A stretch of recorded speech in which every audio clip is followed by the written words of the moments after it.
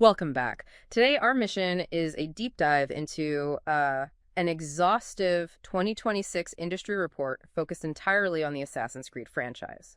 With over 230 million units sold worldwide, it's really not just a video game series anymore. Okay, let's unpack this. It has become this massive cultural and economic juggernaut for you to study. Right. And for anyone following the industry, what's fascinating here is how this report serves as a literal blueprint for brand longevity. Whether you're a dedicated gamer or, maybe a business strategist, it is a masterclass in how a colossal property survives 2 decades of rapidly shifting technology, culture, and consumer tastes. Yeah, and to understand how they're actually pulling this off, we kind of have to look at the macro business shift. Ubisoft recently reorganized its massive global workforce into 5 distinct creative houses. So Assassin's Creed now sits under the highly autonomous Vantage Studios. And they aren't going at it alone because they're backed by a $1.25 billion investment from Tencent. Which is huge. That Tencent money isn't just basic funding. It acts as a massive defensive moat. It allows Vantage Studios to take huge creative risks without panicking over immediate quarterly losses. We saw that risk-taking directly in Assassin's Creed Shadows. Historically, the series started with social stealth before morphing into these massive statistics-based RPGs. Right, which created a real identity crisis among the fan base over the years. Exactly. So they attempted to bridge that gap between the two player bases by introducing the dual protagonist system.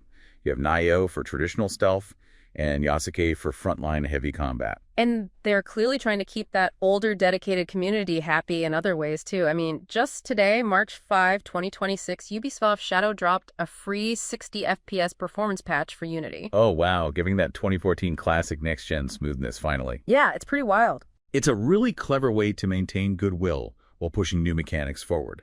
But, balancing gameplay styles is one thing, navigating public discourse is another entirely. This raises an important question about how audiences interact with historical sandboxes today, especially given the intense cultural controversy surrounding Shadows. The response was definitely split there. Critics argued that featuring Yasuke, a historical African man, as a primary samurai protagonist constituted cultural appropriation and historical revisionism.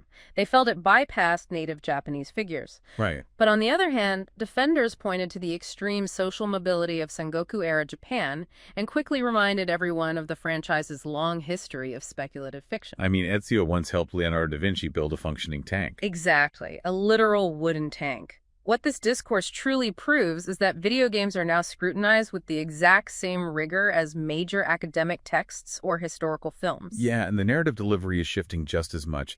I noticed the report mentioned something called the Animus Hub, replacing those old modern-day walking sequences. Here's where it gets really interesting.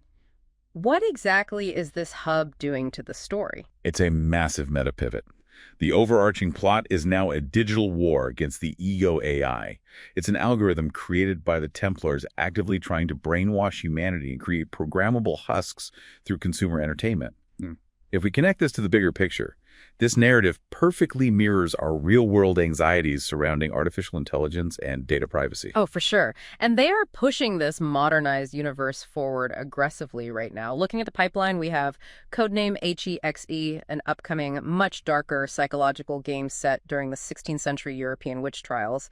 There's also a Black Flag remake in the works to anchor revenue, and major transmedia expansion. Well, the Netflix live-action series. Yes, which is currently casting for a shoot in Rome right now. So what does this all mean? Ultimately, it shows that absolute adaptability is this brand's true hidden blade. They literally never stop iterating. Surviving in today's fractured media landscape means you can't just be a game anymore. You have to blend history, tech, and a flexible story seamlessly.